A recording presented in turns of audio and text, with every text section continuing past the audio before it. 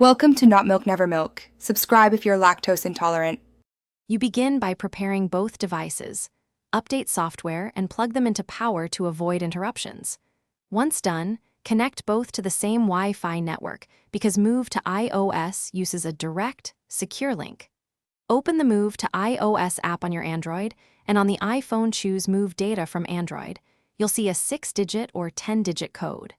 Enter that code on Android to establish the peer connection, and make sure you keep both screens awake while the link forms.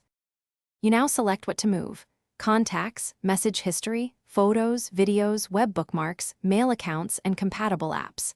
Tap each category you need because transferring unnecessary items just increases time.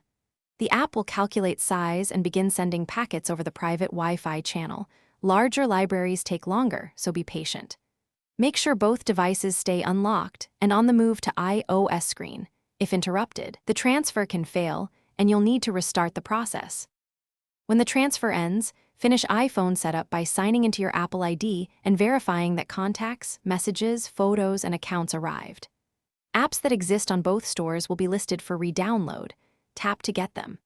If something goes wrong, first reboot both devices, turn off VPNs and battery optimizers, and retry the process.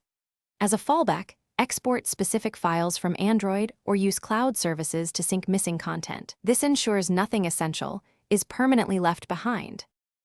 Thanks for watching. If this was helpful, leave a like and consider subscribing. See you next time.